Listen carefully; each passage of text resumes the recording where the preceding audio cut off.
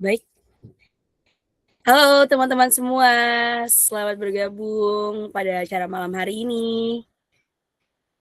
Aku izin ya, untuk teman-teman semua mungkin aku sambil mengingetin dulu, jangan lupa untuk pakai virtual background nih atau misalkan memang ada kendala boleh dikasih tahu aja. Atau buat teman-teman semua nih, aku juga mau lihat untuk muka-muka cantik dan tampannya. Jadi buat teman-teman semua boleh banget nih langsung aja di on cam-in dulu nih ya kameranya. Biar kita bisa kenalan satu sama lain. Seperti itu ya teman-teman semua, langsung aja di on cam-in dulu ya kameranya. Gitu. Oke, aku sambil nunggu buat teman-teman semua on cam, aku sambil untuk opening dulu ya. Baik. Assalamualaikum warahmatullahi wabarakatuh. Shalom, Om Swastiastu, Namo Buddhaya, Salam Kebajikan. Selamat malam dan salam sejahtera untuk kita semua. Puji syukur kehadiran Tuhan Yang Maha Esa, karena berkat rahmat dan nikmatnya kita dapat berkumpul pada acara malam hari ini, teman-teman semua. Sebelum itu, aku ucapkan selamat datang di acara sharing session batch 02 bersama High Collect dengan tema Tech Deep Dive Series Advanced Golang Currency. Yang akan ditemani bersama aku Karisma Jovanka selaku MC pada malam hari ini. Teman-teman, kita bakal akan mengadakan acara ini dari jam 7 malam hingga jam 8 nanti. Buat teman-teman semua, dimohon untuk mengikuti acaranya dengan semangat, dengan aktif juga, karena bakal banyak sekali pengalaman-pengalaman dan juga insight-insight baru yang akan teman-teman dapatkan. Gitu. Sebelum itu mungkin teman-teman udah bisa lihat juga nih ada tiga teman-teman di sini, ada pembicara yang sangat-sangat hebat juga. Ya, ada Mas Bayu, ada Mas Reinhard, ada Mas Yudi. Kira-kira nanti Mas Bayu, Mas Reinhard, dan Mas Yudi akan memberikan informasi apa ya? Kita bakal kasih tahu di selanjutnya. Tapi sebelum itu teman-teman semua, jangan lupa untuk absen terlebih dahulu ya. Absen terlebih dahulu, di mana absennya sudah tertera di dalam layar Google Meet-nya. Ya, buat teman-teman semua boleh di absen terlebih dahulu. Kita tunggu sekitar 2 menit ya untuk di-scan dulu. Kalau misalnya memang ada kendala, nanti dikabarkan saja di dalam kolom komentar ya teman-teman semua. Seperti itu. Kalau memang nanti ada kendala, boleh banget dikabarkan saja di dalam kolom komentar. Gitu. Oke teman-teman semua, mungkin di next dulu, boleh teman-teman di next, karena selanjutnya akan ada company profile. Buat teman-teman boleh sekali untuk menyimak terlebih dahulu. Oleh karena itu kepada operator, aku persilakan.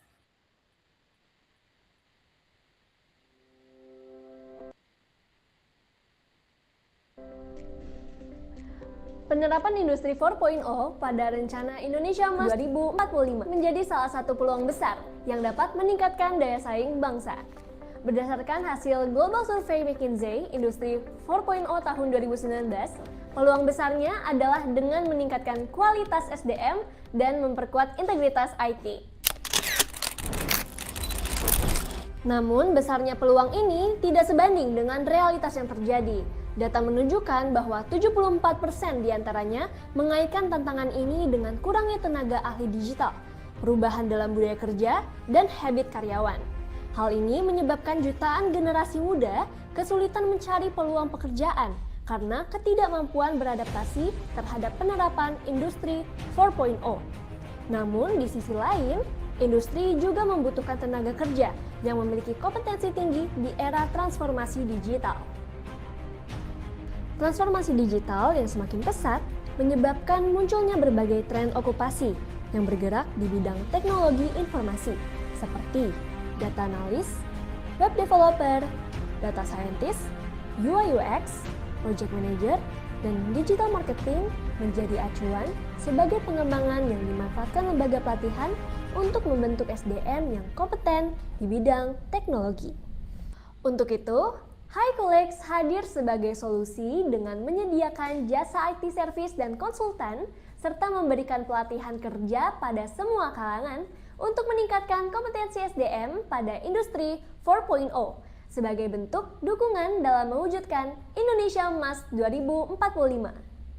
HighCollex juga menawarkan solusi unggul yang membedakan kami dengan kompetitor lainnya, yaitu dengan sistem pembelajaran yang interaktif dan praktikal, trainer berkualitas yang berpengalaman, sertifikat yang bernilai yang diakui oleh industri, serta komunitas alumni yang akan membantu kamu menemukan informasi seputar IT secara up to date. Sebagai layanan IT service terbaik, HiCollege siap membantumu beradaptasi untuk mewujudkan impianmu. Visi kami adalah menjadi penyedia IT service terdepan yang mempersiapkan generasi unggul, siap bersaing dan berinovasi di dunia teknologi. Mari berbagi mimpi yang sama untuk terus bertumbuh, berkolaborasi bersama HiCollege sebagai mitra akselerasi digital terpercaya dan kredibel. Bersama HiCollege, ciptakan masa depan.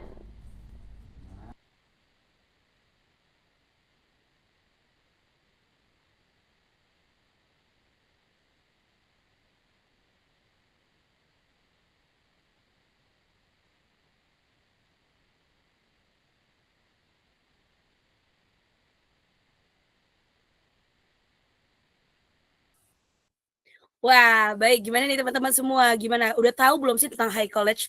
BTW kalau misalkan yang belum tahu nih, kita kasih tahu dulu nih. Kalau misalkan High College adalah startup edutech terpercaya yang berfokus pada bidang edukasi dan layanan IT sejak 2020, teman-teman. Nah, High College ini menawarkan pelatihan, sertifikasi, dan juga layanan IT untuk mendukung individu dan juga perusahaan meraih potensi terbaik di dunia digital. Kami berkomitmen meningkatkan keterampilan peserta dan menyediakan solusi IT inovatif yang sesuai dengan kebutuhan industri. Jadi buat teman-teman semua nih, mungkin kalau misalkan mau bekerja sama dengan High College juga bisa banget. Karena menawarkan corporate training, ada pelatihan dan sertifikasi juga yang tech skill, serta soft skill juga bisa, terus pencarian manpower dan juga pengerjaan proyek IT. Seperti itu teman-teman semua. Boleh teman-teman di next nih teman-teman operator. Oke. Nih, selanjutnya ini nanti aku mau kasih tahu juga buat teman-teman semua jangan lupa untuk absen. Ya, aku kasih waktu sekitar 3 menit deh buat teman-teman yang tadi kayak, Kak belum sempat absen. Nah, ini kamu boleh banget di absen sekarang. Nah, kalau kamu udah selesai absen, aku juga mau kasih tahu juga teman-teman semua jangan lupa untuk join community-nya di High College ya. Kamu boleh banget di SS dulu kalau misalkan, Kata dulu aku ternyata belum download Discord nih, belum punya nih. Boleh banget ya kamu SS dulu. Nanti kalau misalkan udah ada, kamu tinggal scan aja. Ntar masuk deh ke akun Discord kamu. Seperti itu teman-teman semua. Oke, boleh kita tunggu dulu kali ya, sekitar 1 menit lagi kali 2 menit lah. Gitu. Buat teman-teman yuk langsung aja absen dulu. Kalau misalkan memang ada kendala, boleh banget dikabarin ya. Boleh banget dikabarin aja di dalam kolom komentar. Nanti kalau misalkan emang butuh linknya, kita boleh banget tadi bagi sama teman-teman teman-teman tim ya di dalam kolom komentarnya seperti itu. Gitu ya. Anyway, buat teman-teman semua, aku mungkin sambil ngasih tahu juga nih ya, kalau misalkan nanti bakal ada pemenangnya, bakal ada teman-teman yang aktif banget ya, kita bakal kasih hadiah ke kamu, gitu. Berupa apa? Berupa apa ya? Kasih tau ya? Nah, e-wallet sebesar 50.000. Jadi buat teman-teman semua nanti yang bakal dapat sebanyak 2 orang. Gitu. Berkesempatan banget nih buat teman-teman semua yang ada di sini. Dan gak cuma itu, kalian juga buat teman-teman mungkin yang mau ikut nih acara-acara High College, kamu udah beruntung banget karena bisa dapetin voucher diskon dari bootcampnya High College. Kayak gitu ya. Jadi ini caranya gimana sih Kak? Caranya gimana sih biar kamu bisa dapetin si voucher e-wallet ini gitu. Kamu yang pertama nih ntar di slide selanjutnya kali ya Kak? Boleh. Nah, yang pertama, kamu wajib banget buat unduh Twibbon di link yang tersedia. Nanti linknya bakal teman-teman tim bagikan di dalam kolom komentar, atau misalnya teman-teman yang udah masuk WhatsApp-nya juga ntar bakal dibagikan juga. Seperti itu. Bakal di-share. Jadi kalau misalnya memang ada kendala, Kak, aku belum dapat linknya, dikabarin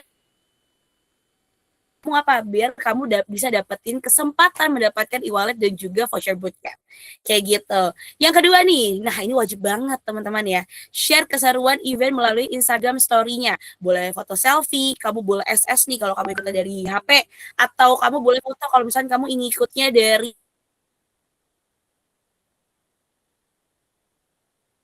lab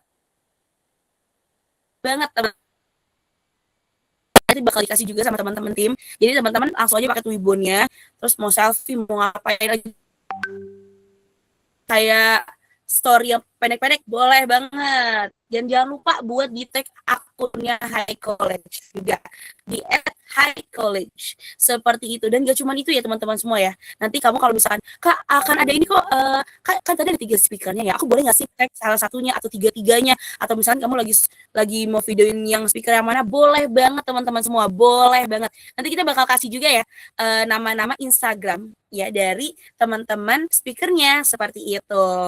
Dan jangan lupa yang terakhir ini wajib banget juga nih, wajib tuh ada tanda wajib ya, yaitu kamu wajib isi form feedback dan follow akun Instagramnya LinkedIn High Call ya, seperti itu. Ini salah satu syarat penerimaan hadiah. Jadi tiga-tiganya harus kamu jalankan. Kalau memang masih misalkan nanti ada kendala, boleh banget kak aku belum dapat link Twibbonnya, aku belum dapat link feedbacknya, boleh banget dikasih tahu aja ke aku ya, ke aku nih kalau lewat kolom komentarnya. Seperti itu ya teman-teman semua. Kayak gitu. Anyway, sebelum itu aku juga mau ngasih tahu buat teman-teman semua jangan lupa untuk ikut proaktif juga. Mau tanya-tanya juga boleh banget. Kayak gitu. Nanti kalau misalnya mau tanya-tanya, kamu boleh banget tanya di dalam kolom komentar ya. Jangan lupa untuk tanya-tanya di dalam kolom komentarnya. Seperti itu. Atau misalkan nanti belum absen, boleh banget dikasih tahu aja pokoknya. Seperti itu. Aku boleh di next dulu teman-teman tim?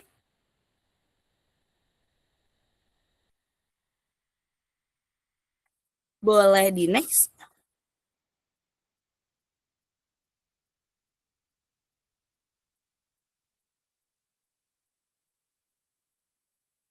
Oke.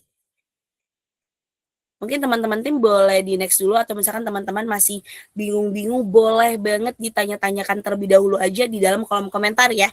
Seperti itu. Anyway, aku mau kasih tahu juga. Oke. Anyway buat teman-teman aku mau ngasih tahu juga jangan lupa kalau misalkan Kak aku ntar mau tanya di mana ya? Langsung resign aja atau gimana? Nanti buat tanya-tanya kamu boleh banget tanya di dalam kolom komentar. Nanti pertanyaannya kalau misalkan oke kita rapel nih pertanyaan jadi satu biar langsung dijawab sama nanti teman-teman speaker yang paling keren juga. Seperti itu ya. Jadi tanyanya jangan lupa di dalam kolom komentar. Seperti itu. Jangan lupa untuk ikut proaktif juga teman-teman semua gitu. Nah, aku mau kasih tahu juga kalau misalkan nanti speaker pertama kita nih, oke. Nah, nanti pertama ini yang bakal memaparkan adalah Mas Bayu. Wah, keren banget ya teman-teman semua ya. Aku izin sebentar. Oke. Oke, nah Mas Bayu ini adalah seorang platform engineer BA dari Lion Parcel yang kali ini akan membawakan apa ya Kak? Membawakan informasi terkait fan out dan fan in pattern. Jadi buat teman-teman semua yang mau tahu banget kira-kira bakal ada apa aja sih, boleh banget nih langsung aja aku panggilkan Mas Bayu dan aku silakan kepada Mas Bayu, waktu dan layar aku persilakan. Oke, Oke, semuanya selamat malam. Terima kasih buat Mbak Karisma udah memberi kesempatan pada malam hari ini buat present materi yang berjudul Fun in Fun Out Pattern. Mungkin aku izin share screen. Oh maaf guys, ternyata aku perlu ini dulu.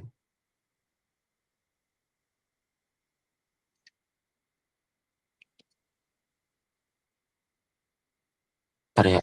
Uh,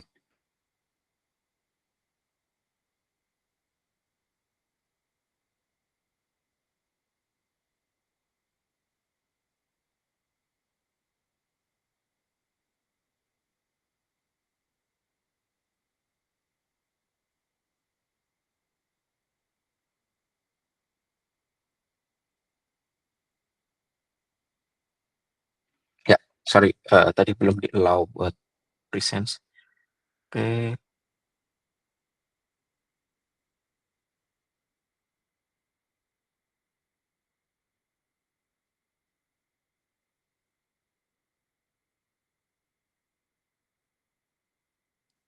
Kelihatan belum nih? Sip. Ya, ini saya akan membawakan sebuah topik yaitu fun out and fun in pattern. Oke, sebelumnya perkenalkan nama saya Bayu Muhammad Iqbal. Saat ini saya sebagai platform engineer backend di Line Parcel. Dan mungkin ini sosial media saya atau barangkali mau kepo tentang saya boleh di follow LinkedIn ini. Oke, mungkin sebelum kita ke materi utama nih, mungkin kita tahu nih, Golang itu punya sebuah fitur populer yaitu concurrency. Mengapa concurrency ini sangat populer? Pertama, concurrency itu memiliki Golang itu memiliki high performance yang dirancang buat fokus ke performance yang menjalankan banyak task secara concurrent dengan overhead yang sangat kecil.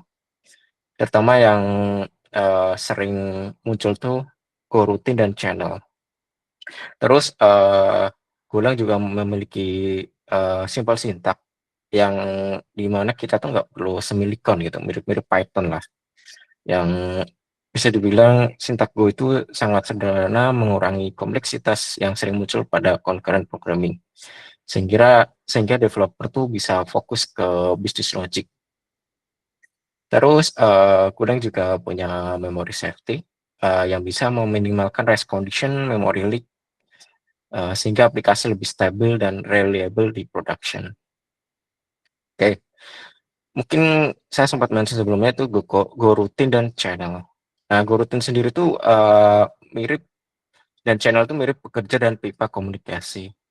Jadi coroutine itu kayak dianalogikan sebagai pekerja yang dimana menjalankan ribuan Go Routine secara concurrent tanpa membebani sistem. Jadi lebih efisien dibanding OS trip. Terus untuk channel sendiri itu bisa dibilang kayak mekanisme komunikasi yang aman antar Go Routine gitu. Jadi fungsi channel sendiri itu memastikan data flow berjalan dengan teratur dan membantu menghindari share memory conflict. Terus di Go sendiri ada dua fundamental yaitu concurrency dan parallelism atau paralelisme. Nah, buat perbedaan sendiri, concurrency itu lebih ke tentang bagaimana kita mengatur dan mengelola banyak task dalam satu waktu. Berat kata di dunia nyata itu ada satu chef yang ngatur beberapa masakan dengan switching task secara efisien. Jadi kayak dia tuh bisa ngatur nih apa yang bakal dimasak, terus bagaimana nanti kita order dan lain-lain. Terus buat paralelism itu kayak kita tuh bisa eksekusi task secara benar-benar bersamaan itu. Biasanya tuh di multiple CPU cores. Kayak misal contoh kita punya order 2 pesanan yang dimana orderan itu berbeda. Yang satu masakan A, terus yang satu masakan B. Gitu. Jadi kita punya 2 set buat ngatur 2 hidangan berbeda secara bersamaan. Oke, terus kita bakal masuk ke fan out pattern, yaitu fan out pattern tuh jadi fan in fan out itu sebenarnya dua istilah yang berbeda. Jadi fan in dan fan out tuh punya istilah masing-masing ya. Nah, saat ini fan out pattern tuh lebih tepatnya adalah pattern di mana kita membagi satu source task itu didistribusikan ke banyak rutin untuk diproses secara concurrent. Contoh kita punya single input channel, task masuk melalui satu channel input, terus work distributionnya didistribusi ke multiple routine, terus concurrent processing diproses atau istilahnya setiap routine memproses task secara independen. Kayak contoh kita mengunduh banyak file, memproses data besar atau menjalankan perhitungan intensif. Mungkin ini lebih relate ke data science sih. Terus fun in pattern sendiri itu mengumpulkan hasil. Berkata kayak mungkin kebalikan fan out, pattern ini tuh menggabungkan kayak hasil dari multiple routine ke dalam satu input channel. Misal pertama setiap worker menghasilkan output sendiri masing-masing. Terus resultnya tuh digabungin dalam satu stream tuh atau satu wadah. Kemudian dari satu wadah itu diproses. Jadi kayak fun in itu membantu kita kapan semua task sudah selesai dan menjaga data konsistensi. mungkin berkata tuh fan out itu mirip kayak mungkin kita punya eh, apa ya, analoginya itu mungkin kita di satu daycare terus kita punya banyak anak-anak gitu. Nah, fan out sendiri tuh kayak bagi kerja gitu. Siapa sih yang mau ngolek atau katakanlah kita punya cache di mana banyak mainan yang berserakan. Nah, fan out sendiri itu kayak coba buat siapa aja sih yang mau ngerapiin dan lain-lain gitu. Nah, terus yang fun ini sendiri itu bakal ngumpulin gitu, ngumpulin ke satu wadah satu yang dimana resultnya itu biar bisa diselesaikan gitu. Nah, terus untuk gue mungkin ini lebih ke bahaya gurutin atau leak memory. Biasanya currency atau gurutin leak itu punya kondisi di mana gurutin itu terhidup karena tidak pernah menerima sinyal untuk berhenti gitu.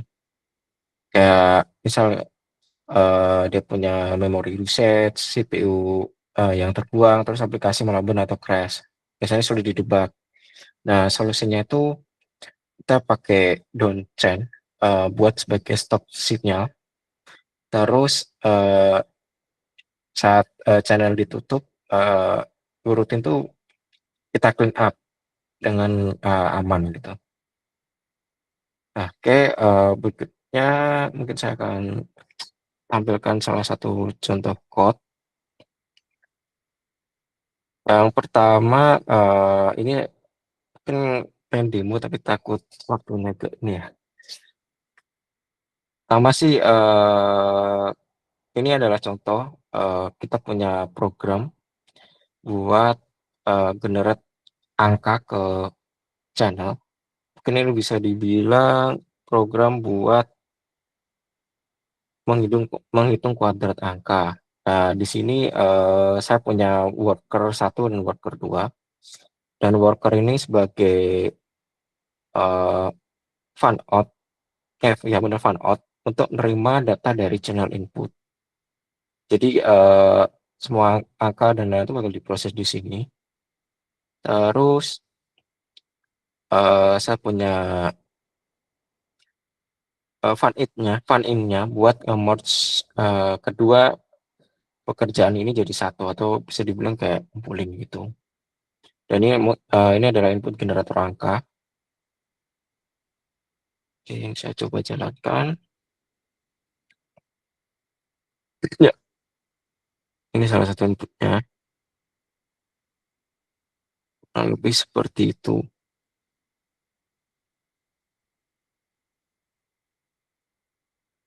Oke, terus berikutnya mungkin slide terakhir. Kalau buat analogi selain daycare, saya juga ada share buat contoh di kedai kopi, yaitu di mana eh, ada sebuah pelanggan atau punya pesanan, terus fan out ini berperan sebagai barista, ya. Ya, di mana pesanan itu bakal dibagi ke beberapa barista. Terus fan in sendiri itu meja saji itu kayak semua minuman makanan dikumpulkan satu corner. Nah, don yang saya mention itu adalah kalau misal semua udah prosesnya selesai, dia bakal menutup eh, proses sama barista untuk berhenti bekerja. Jadi kayak don ini sebagai salah satu untuk mengatasi uh, routine leak atau beberapa cache yang mungkin lebih memory usage, CPU waste, dan lain-lain. Kira-kira seperti itu. Oke, mungkin cukup dari saya. Pak, langsung Q&A atau gimana? Oke, baik. Pada teman-teman, mungkin aku, oke, izin sebentar ya. Lagi mungkin lagi azan. Sebentar ya.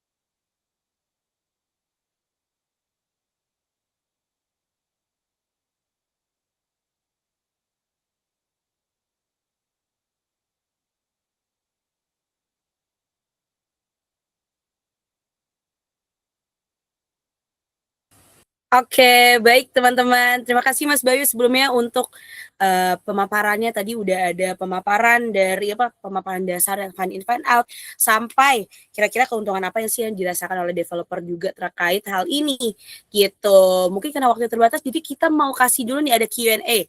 Yang pertama nih Mas Bayu, bagaimana Anda mengelola error atau partial failure pada find in find out tanpa membuat seluruh pipeline terblok atau gagal total? Seperti itu. Gitu Mas Bayu. Kira-kira gimana nih Mas Bayu cara menanggapinya?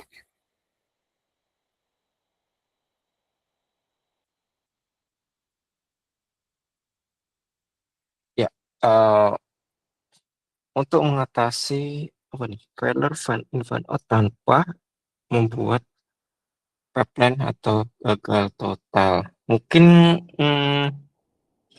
cara amannya sih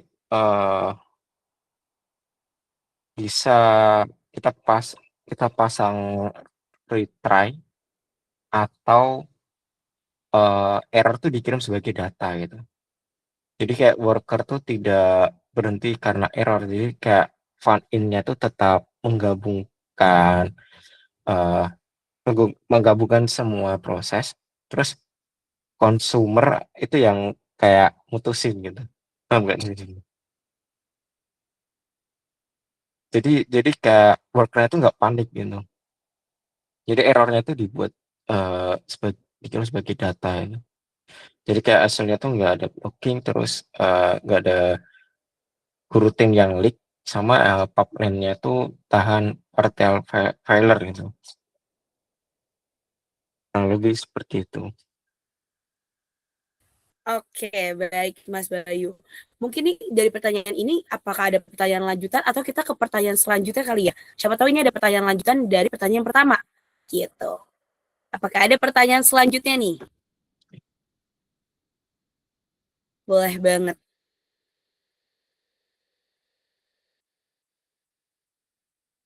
Oke, teman-teman. Oke. Nah, ini Mas, ada pertanyaan lagi Mas.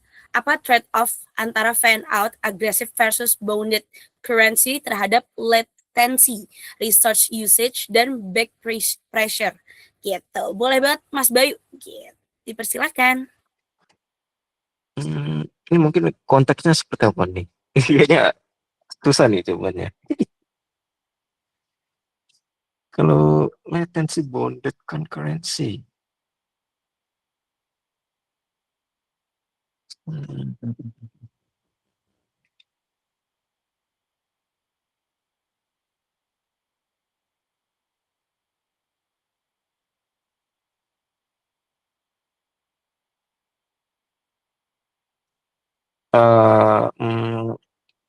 itu gimana ya? Jujur saya belum pernah ngalamin ya masalah crash kayak gini. Paling sih eh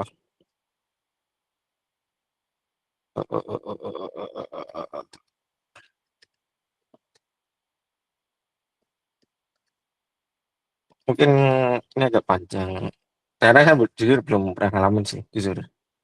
Tapi sebenarnya sih buat fun it sendiri itu kayak contoh kita mungkin tiap request langsung span banyak worker tanpa batas gitu. Nah, terus kayak CPU-nya tuh apa ya? Kesannya kayak capek atau memori bengkak gitu. Nah, biasanya sih eh, biar nggak apa ya? Biar nggak eh fan on fan out-nya tuh agresif ya, atau mungkin ya bisa dibilang klik itu kita sendiri tuh pakai apa ya? eh Harusnya kayak berkata tuh kita punya banyak anak, terus anaknya tuh kayak sat gitu. Jadi kayak bisa dibilang gimana ya? Kayak justru fan out sendiri tuh yang eh, handle latensi awal itu gitu, biar tag-nya tuh ringan sama instan gitu. Nah, cuman ya case-nya tuh mungkin karena ya itu tadi ya yang saya mention tuh kayak kayak kalau kata anaknya tuh udah kebanyakan, terus rumahnya jadi sempit gitu. Jadi kayak nggak teratur gitu. Jadi susah dikontrol lah gitu. Mungkin solusinya bisa Oke. pakai apa ya, runtime.6 CPU, atau mungkin bisa pakai worker pool, kayak antir dulu terus gantian sebenarnya.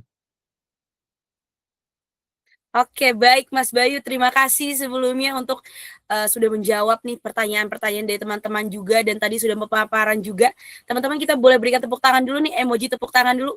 Atau mungkin teman-teman mau tepuk tangan di sini juga boleh. Terima kasih Mas Bayu atas pemaparan yang luar biasa. Gitu. Ya, mungkin Mas Bayu boleh stay di sini dulu. Kita Ya, mendengarkan speaker kedua ya, nih. terima Yang kasih. kedua. Terima kasih Mas Bayu sekali lagi. Terima kasih. Baik. Sama-sama. Nah, teman-teman semua, selanjutnya nih bakal ada speaker kedua, yaitu ada Mas Reinhardt, yang itu seorang back-end developer dari Pure Software. Ya, buat teman-teman semua, nanti kali ini kita bakal akan mendengarkan pemaparan terkait worker pool implementation. Buat Mas Reinhardt, mungkin dipersilakan sambil mengatur-ngatur dulu nih untuk untuk presentasinya. Mas Ryan boleh dipersilahkan untuk persiapan presentasinya. Sambil aku mau ngasih tahu teman-teman semua, jangan lupa untuk on cam ya. Jangan lupa untuk on cam dan menggunakan background atau virtual background. Dan jangan lupa untuk SS dan juga membuat story di Instagram. Jangan lupa untuk tag Mas Reinhardt, tag Mas Bayu ya. Dan juga nanti ke speaker ketiga kita, ada yang tahu nggak? Gitu. Buat teman-teman semua, oleh karena itu kepada Mas Reinhardt, aku persilakan. Silakan Marisa. Baik, Mbak, terima kasih atas kesempatannya. Untuk sebentar, saya izin share screen terlebih dahulu. Sebentar.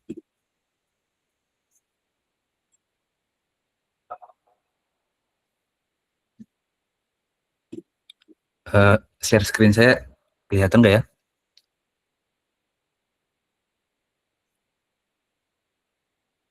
Sudah kelihatan, Mas. Oke.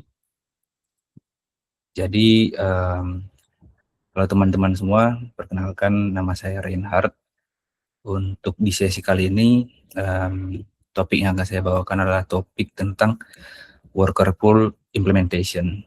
Jadi, dari pertanyaan tadi yang ditanyakan ke Mas Bayu, terkait trade-off antara fan out agresif dan bounded concurrency, mungkin nanti akan bisa terjawab di sesi topik kali ini. Jadi nanti di akhir saya akan mungkin memberikan jawaban untuk trade-off terkait pertanyaan yang terakhir sebelumnya. Jadi topik kali ini sebelum lanjut ke slide yang berikutnya, teman-teman bisa mungkin membuka link GitHub yang saya attach, tampilkan di slide. Untuk link yang ada di slide itu merupakan sampel code untuk teman-teman bisa explore. Jadi saya nanti akan menunjukkan sampel code basic pool, karena juga waktunya terbatas, jadi saya akan menampilkan yang basic poolnya saja. Untuk di topik kali ini bisa dikatakan krusial untuk performa aplikasi Go, di mana kita harus mengatur, mencegah yang namanya terjadi crash pada aplikasi Golang kita. Jadi mungkin bisa menjawab terkait solusi daripada fan out agresif yang ditanyakan di sebelumnya. Jadi topik kali ini yaitu tentang worker pool. Jadi intinya kita akan membahas gimana caranya kita bisa mengelola ribuan bahkan jutaan jobs ketika sumber daya server kita itu terbatas, RAM dan CPU-nya terbatas. Jadi pertama kita akan lihat dulu masalah fatal dari unbounded concurrency itu seperti apa.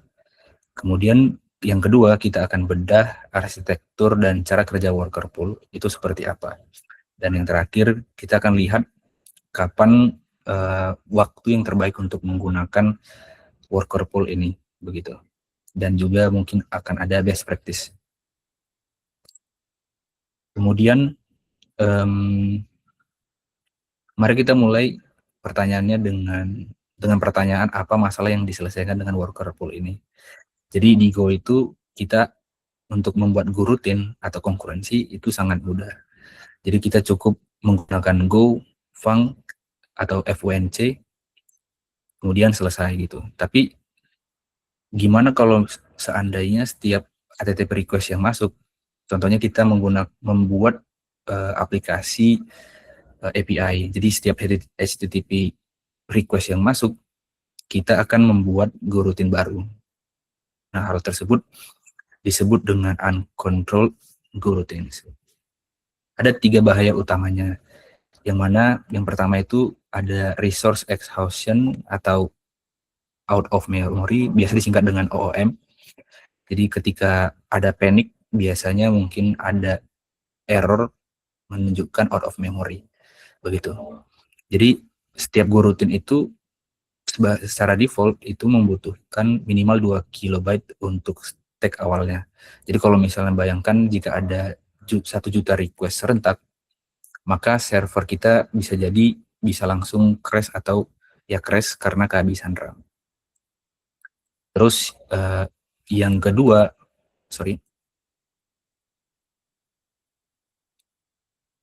itu tentang bahaya yang kedua itu adalah CPU context switching. Jadi CPU context switching ini maksudnya CPU lebih banyak menghabiskan waktu di ganti-ganti tugas daripada mengerjakan tugas itu sendiri. Jadi dia tidak efisien begitu. Kemudian yang ketiga, downstream overload.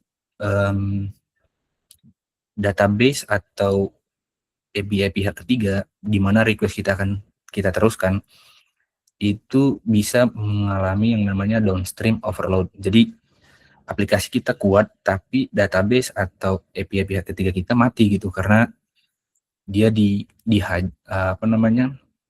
harus menerima ribuan koneksi atau request sekaligus, yang mana dia belum tentu bisa merequest semampu daripada aplikasi kita, nggak sekuat aplikasi kita.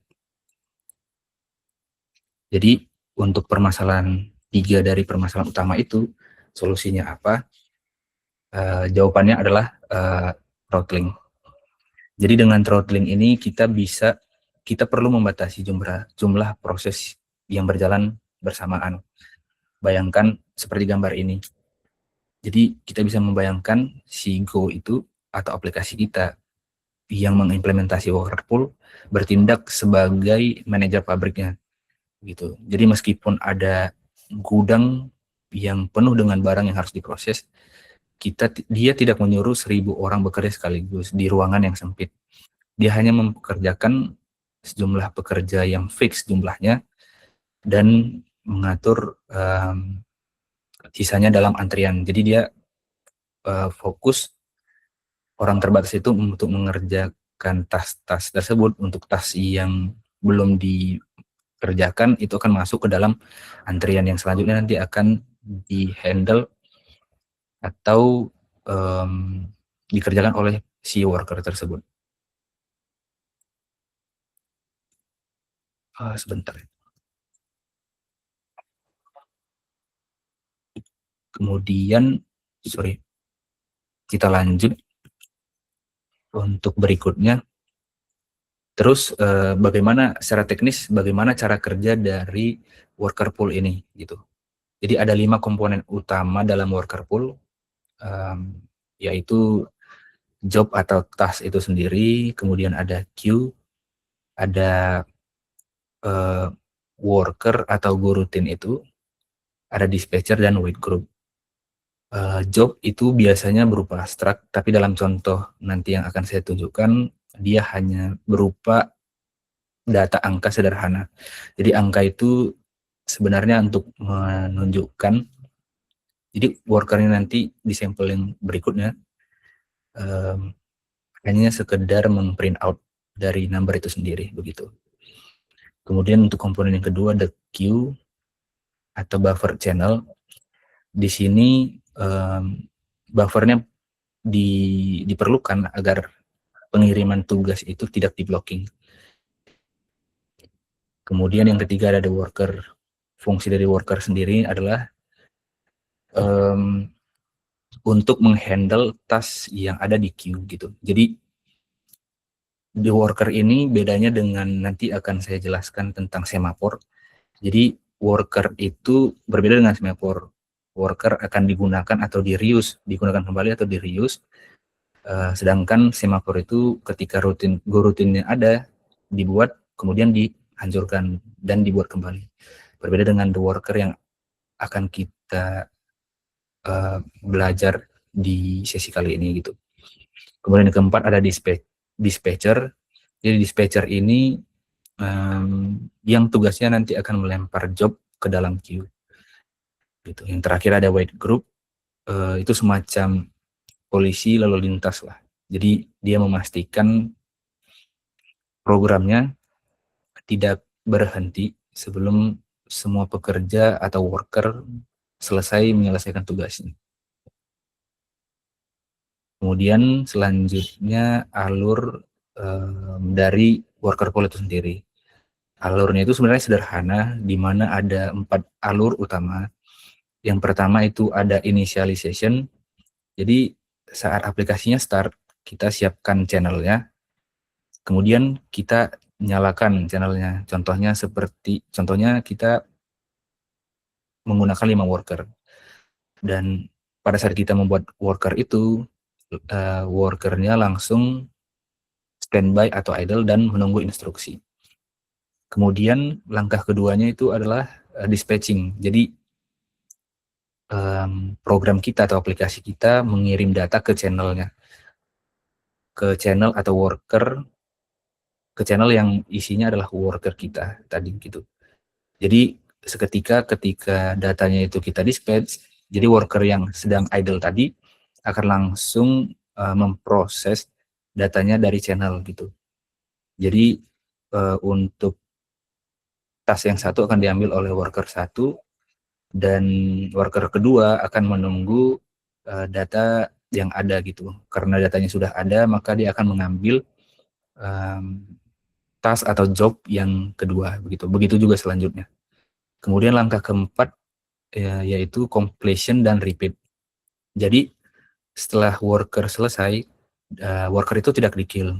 Dia kembali ke posisi awalnya yaitu idle dan mendengarkan channel lagi untuk tugas-tugas yang berikutnya. Jadi inilah yang disebut dengan istilah go routine reuse. Begitu. Kemudian pada slide ini saya tunjukkan contoh implementasi simple dari worker pool. Jadi dalam fungsi worker ini ada looping for J range jobs. Jadi artinya worker ini akan terus hidup selama channel jobs-nya masih terbuka, begitu. Kemudian selanjutnya kita set atau kunci worker hanya berjumlah 3 worker, begitu.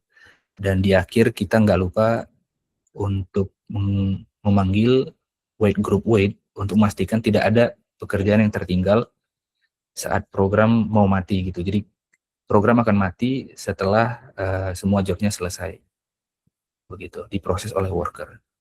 Use case-nya sendiri ada beberapa use case, ada 4, tapi saya akan menjelaskan 2 dari use case ini. Yang pertama bulk data processing atau ETL. Jadi jika kita punya 1 GB file CSV mau kita insert ke database, kita baiknya jangan langsung spawn goroutine per baris. Jadi kita mesti menggunakan worker pool agar koneksi database itu tetap aman, begitu. Kemudian untuk contoh yang kedua, image atau video processing.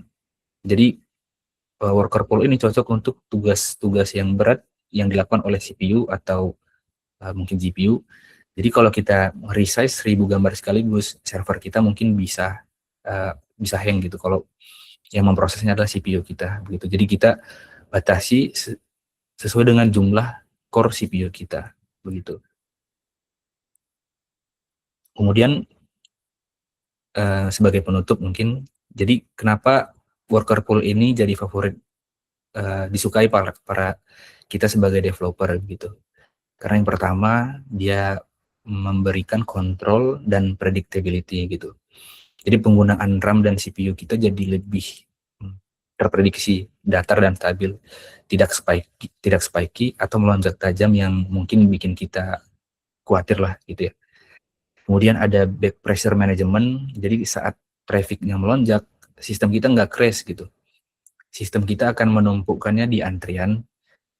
Jadi salah satu trade-off dari worker pool ini ya dalam hal latency, dia akan memiliki latency yang sedikit lebih lambat atau lama gitu. Jadi lebih baik kita mengorbankan latency yang lambat daripada servernya crash atau mati total gitu. Yang ketiga ada performance tuning. Jadi dia itu sangat mudah di scale gitu. Ketika kita ingin mengincrease mungkin latency, menambahkan jumlah jobs yang bisa diproses oleh worker, kita tinggal nambahkan number of workersnya saja gitu. Kemudian yang terakhir ada reusability.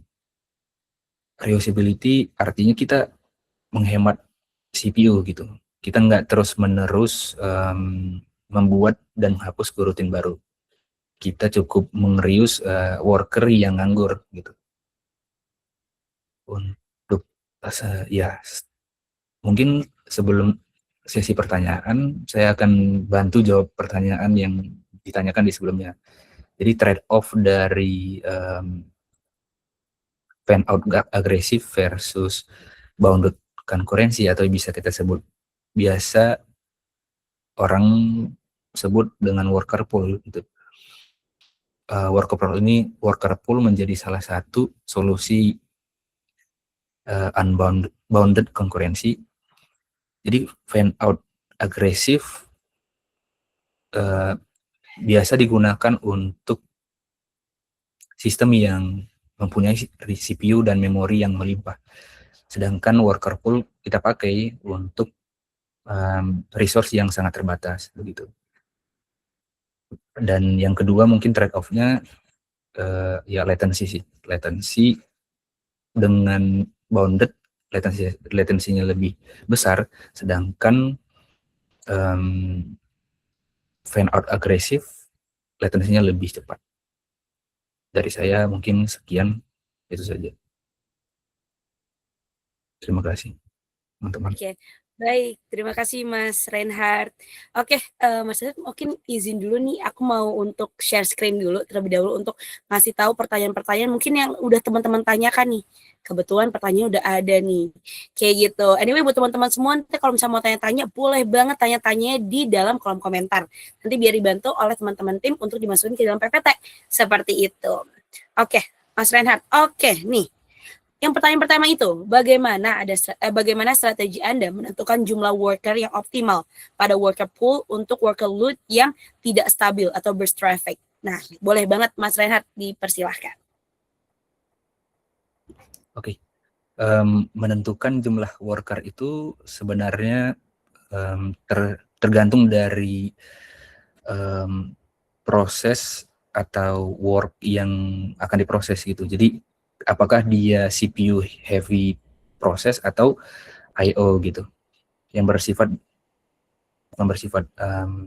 terkait I/O proses gitu. Kalau dia CPU heavy proses, yang kita lakukan secara default itu adalah kita menggunakan jumlah worker itu sama seperti jumlah core dari CPU kita gitu. Jadi tujuan kita menggunakan worker pool itulah untuk mencegah aplikasi golang kita crash gitu. Jadi ada hal-hal yang kita jadikan trade off seperti latency menjadi lebih lambat, tapi kita memastikan aplikasi kita nggak crash gitu.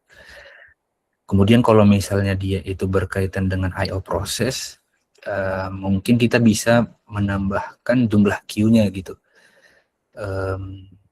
Tapi ada hal, kalau kita menambahkan queue, kita harus mungkin menambahkan memori begitu. Jadi sebenarnya untuk tahu jumlah worker ini sebelumnya kita harus melakukan yang namanya load test dulu gitu. Jadi kita bisa memprediksi kecepatan yang kita capai seberapa begitu. Misalnya 1 juta request, kita nggak mungkin ingin mencapai latency rendah dengan menggunakan misalnya CPU cuma 2 core, memori 2 GB gitu. Jadi ada hal-hal yang menjadi trade-off ketika kita mau memproses 1 juta request tapi kita memastikan tidak crash, jadi kita harus menggunakan worker pool yang sedikit number of workers-nya begitu. Ada trade-off.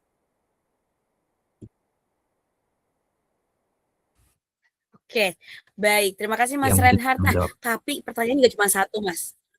Bakal ada satu pertanyaan lagi. Boleh teman-teman tim?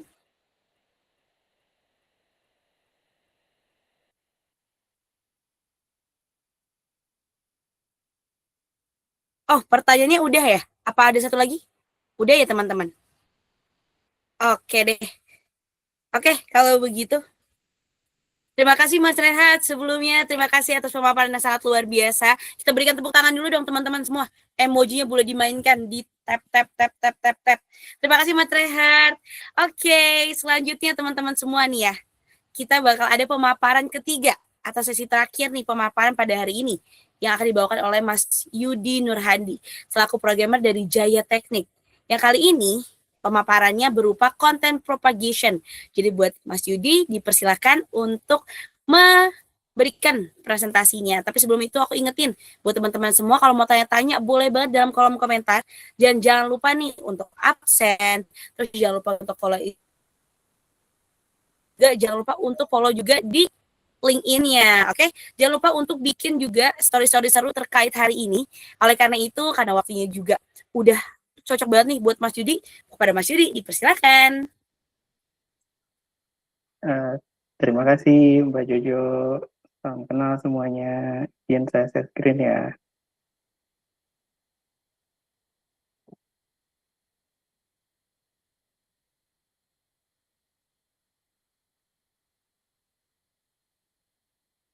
Oke. Kali ini saya akan membawakan materi teman-teman, yaitu tentang konteks propagation di Golang. Next aja. Oke. Sebelumnya perkenalkan, nama saya Yudi Nurhandi. Saat ini saya ada di programmer di Jaya Teknik Indonesia. Berikut sosial media saya. Next.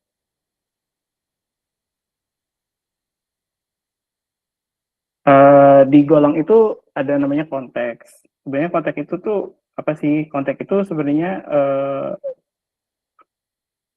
adalah paket standar yang dibawa untuk membawa deadline, sinyal pembatalan, maupun lalu lintas API dalam suatu proses. Kemudian kenapa sih konteks itu penting gitu? Sebenarnya konteks ini sangat penting karena misalnya contohnya kayak kita mau hit API atau kita bisa membawa konteks itu sampai ke akhir dari si API itu, misalnya satu ke database gitu. Makanya kenapa konteks itu penting gitu. Karena tanpa konteks, hit API itu bisa tetap berjalan di background prosesnya, meskipun API-nya sudah dibatalkan, seperti itu. Kemudian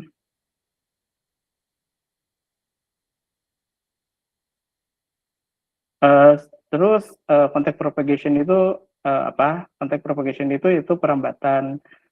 Jadi perambatan itu dari konteks dari awal ke konteks berikutnya atau ke layer berikutnya gitu. Sebagai contoh, misalnya dari HTTP service, dari API, kemudian konteks itu dibawa ke service layer, di mana service layer itu biasanya berisi tentang logic, business logic, kemudian dari service layer juga konteks ini dibawa ke repository atau database, dan ini juga bisa dibawa dari satu service ke service lainnya gitu, bisa melalui header juga. Kemudian kenapa sih konteks ini penting gitu? Karena pertama buat kalau misalnya prosesnya itu berhenti gitu. Ketika API itu di-hit dan prosesnya dihentikan gitu, maka seluruh proses yang ada di belakangnya itu akan otomatis berhenti gitu. Terus kemudian juga untuk deadline, timeout. Jadi misalnya kayak satu API itu dibatasin, dia akan timeout dalam waktu 3 menit gitu. Atau 3 detik, sorry. Nah, maka ketika waktunya tiba, maka semua proses itu juga akan dihentikan gitu. Dan yang terakhir itu membawa metadata. Metadata ini biasanya dipakai untuk request ID, di mana satu service ke service lainnya itu bisa dicek request ID-nya gitu. Karena dari service satu ke service yang lain itu mempunyai request ID yang sama, sehingga dari sisi microservice pun akan lebih mudah di tracing gitu. Kemudian next. Contoh kode propagation, misalnya saya mau membuat konteks di mana konteks ini akan timeout di 2 menit. Ketika dia hit ke service ini, ke service dengan membuat konteks di mana dia akan timeout secara 2 detik gitu. Dan dari service ini juga akan diteruskan ke database, di mana database ini dia lebih dari 3 detik gitu, maka dia akan mengeluarkan error gitu, karena datanya melebihi dari yang sebelumnya di set di konteks di awal, seperti itu.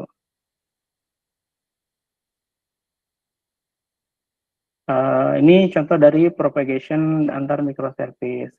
Misalnya ada service 1 ke service A, service ke service B gitu. Yang pertama misalnya dari service A ini dia hit ke API service B dengan menggunakan trace ID yang di set di headernya. Nah, di service B ini juga akan ngambil headernya dari trace yang ada di service A.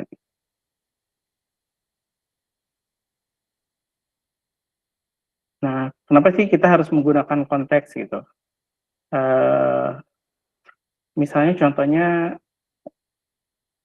karena biar tidak terlalu mengkonsumsi memori dan CPU. Jadi goroutine ini bisa diatur gitu melalui konteks dan semuanya seragam seperti itu. Kemudian tidak ada zombie request. Zombie request itu seperti yang saya jelaskan tadi, proses di awal sudah berhenti tapi di background masih terjadi.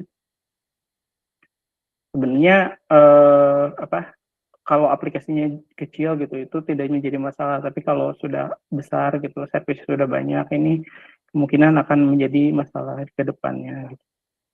Contoh misalnya kode tanpa konteks gitu. Nah, misalnya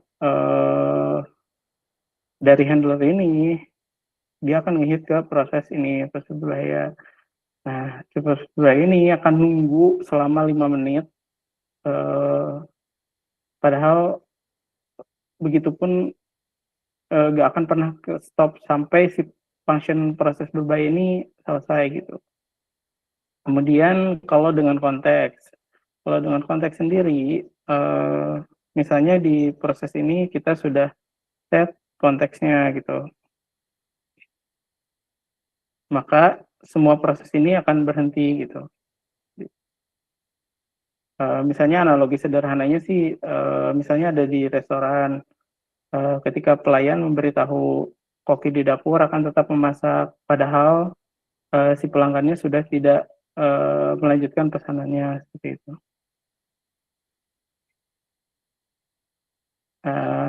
Yang ini kita akan mencontoh konteks dengan cancel dengan menggunakan goroutine. Misalnya kita akan menggoroutine-kan 3 kali pencarian ke dalam function cari data ini. Nah, kalau tanpa konteks, dia akan mencari dari ketiganya gitu. Tapi kalau misalnya pakai konteks, ketika dia menemukan datanya, maka dia akan berhenti. Gitu.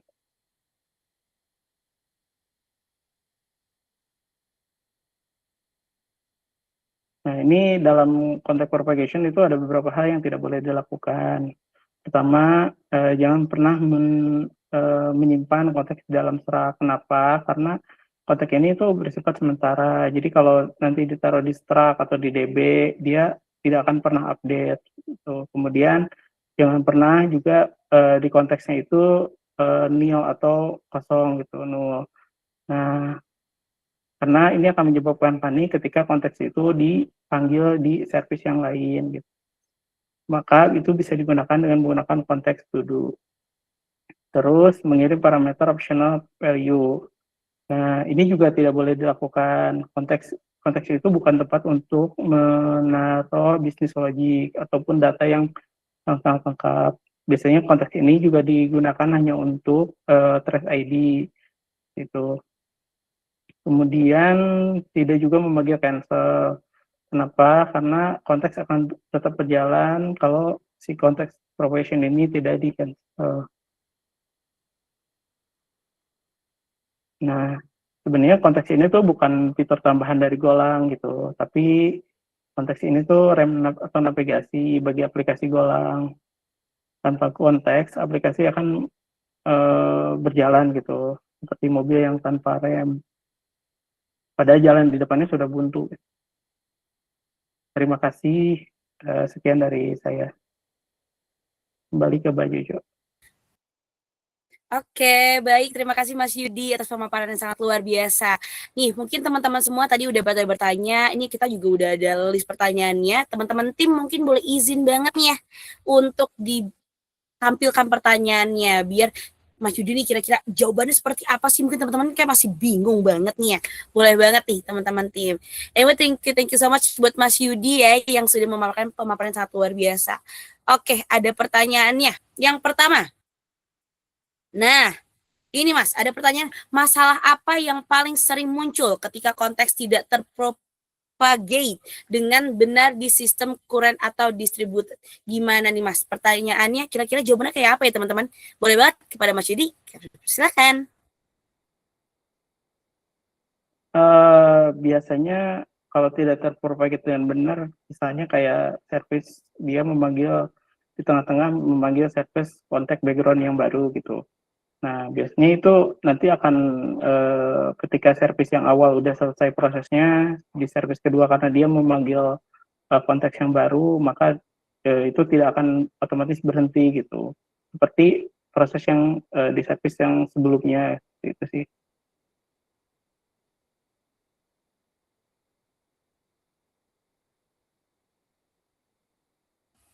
Oke, baik. Terima kasih Mas Yudi. Ini kira-kira ada pertanyaan lanjutan lagi nggak nih teman-teman tim? Boleh izin nih kalau misalkan ada, boleh banget di slide selanjutnya. Atau seperti apa?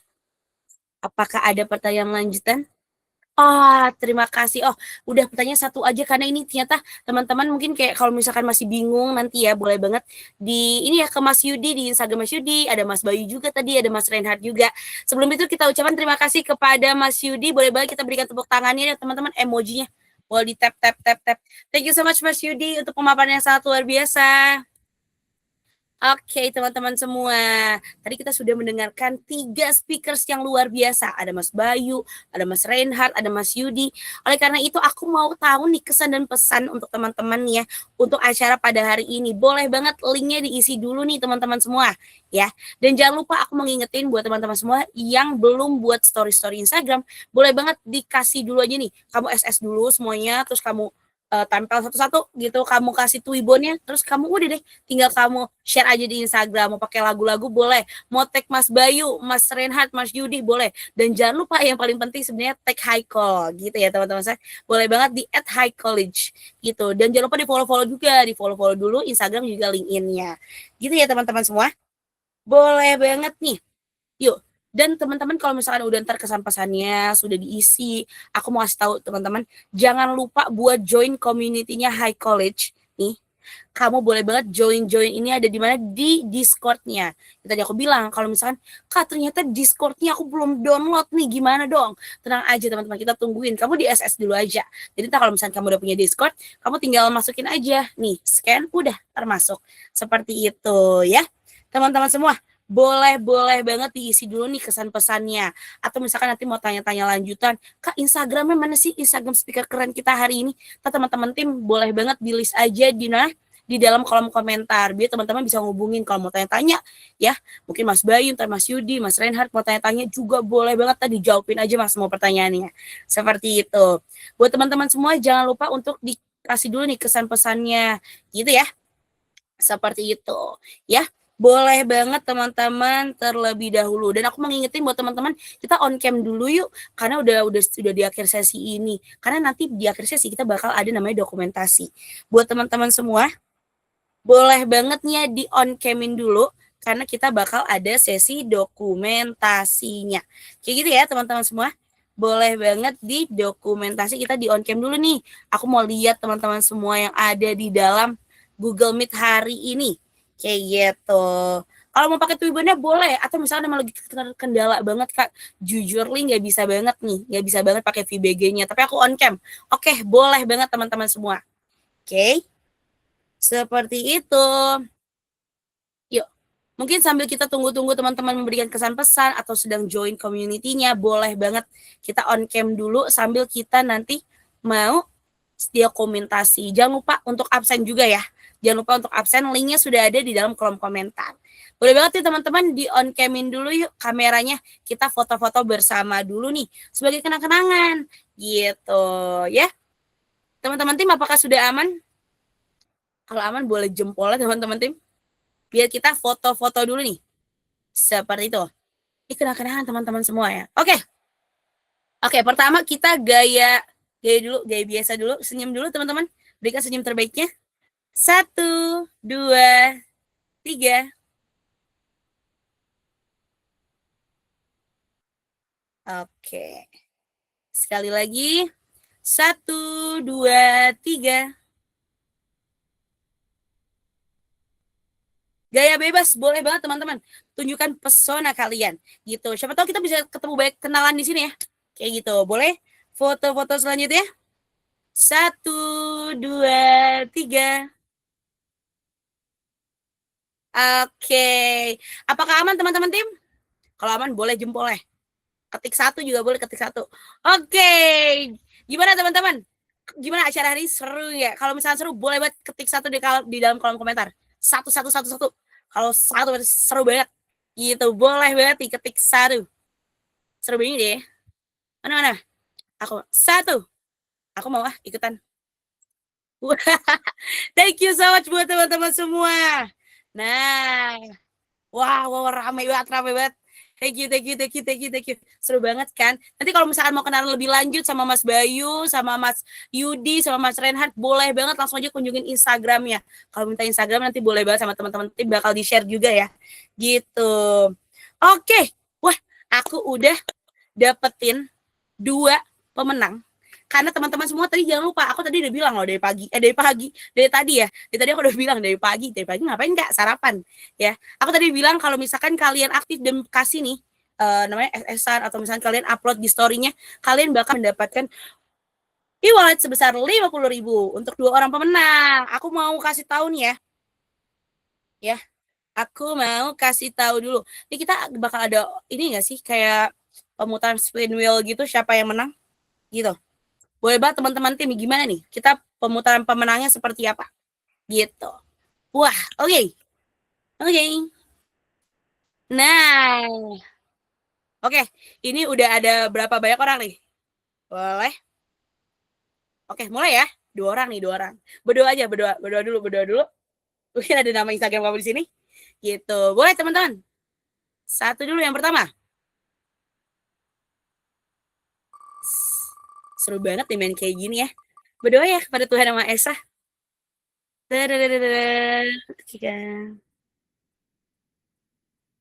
Wah, yang pertama ada Kak Ramdania.ram. Boleh banget. Ini yang mana nih? Boleh di raise hand Kak. Biar kita bisa pin. Gitu. Sambil kita mau spin yang kedua. Ini yang kedua yang dapat siapa nih? Ya. Emang rezeki dari Tuhan tuh gak kemana ya teman-teman ya. Malam-malam ikut bootcamp terus udah deh. Yang kedua. Deng. Kakak Diras Gandhi. Wow. Boleh di raise hand dulu tangannya. Jangan tangannya doang Kak, di ini. di Google Meet biar bisa dipin soleh. Oke. Congratulations. Kita berikan tepuk tangan dulu teman-teman semua. Iya. Gitu. Kita berikan tepuk tangan dulu nih. Teman-teman, thank you so much nih. Nah, nih teman-teman nanti yang udah menang, nanti kalian akan mendapatkan voucher e-wallet sebesar 50.000 per masing-masing orang. Jadi thank you so much buat teman-teman semua yang sudah ikut keseruan pada hari ini ya. Jangan lupa aku mengingatkan lagi buat presensi. Kak, kalau misalkan link presensinya belum bisa diakses, dikabarin aja dalam kolom komentar. Nanti dalam kolom komentar nih teman-teman tim udah kasih linknya juga. Kayak gitu. Udah pada absen ya? Aman ya teman-teman semua? Oh yeay. Gitu. Anyway, sebelum itu aku juga mau ngasih tahu buat teman-teman semua ikut pada hari ini, kalian juga bisa mendapatkan voucher diskon bootcamp ya, senilai 60% off. Waduh, best banget kan? Kak, apa sih Kak ininya? Apa namanya? Apa namanya? Ininya. Bootcamp diskonnya. Ya aku kasih tahu ya. Nih ditulis aja dulu. Namanya Tech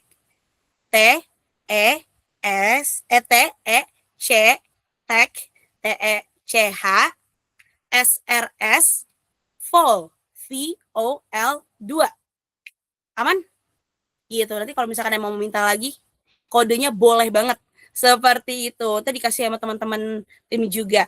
Anyway, thank you so much nih. Aku mau ngucapin terima kasih kepada teman-teman speaker juga. Tadi ada Mas Bayu, ada Mas Reinhardt, ada Mas Yudi juga. Thank you so much untuk pemaparannya pada hari ini. Aku juga mau terima kasih kepada teman-teman tim dari High College gitu. Dan satu lagi, nih jangan lupa untuk di-follow dulu nih TikToknya. Ada High College, High College semua yang sama. Semuanya. Mau di Instagram, mau di LinkedIn, mau di TikTok, di-follow aja kita berteman. Atau mau di maksudnya teman-teman mau temenan nih sama yang ada di sini, boleh banget ya. Thank you so much buat teman-teman semua. Mohon maaf kalau misalkan memang ada salah-salah kata. Sejujurnya nih, be honest aja aku tidak sengaja. Tapi kalau misalkan teman-teman merasa, tadi ada salah-salah kata, aku mohon maaf ya teman-teman semua ya. Oleh karena itu, aku Karisma Jovanka selaku MC pada hari ini, izin untuk pamit undur diri. Wassalamualaikum warahmatullahi wabarakatuh. Shalom, Om Santi Om. Namo Buddhaya, salam kebajikan. Selamat malam dan selamat beristirahat teman-teman semua. Terima kasih teman-teman semua. See you on the next time. Gitu. Nanti kita ketemu lagi ya di bootcamp berikutnya di tanggal berapa ya? Di tanggal 6 April. Thank you so much teman-teman semua. Nanti tanggal 6 April kalau misalnya mau ikut boleh banget. Terima kasih teman-teman. Selamat malam.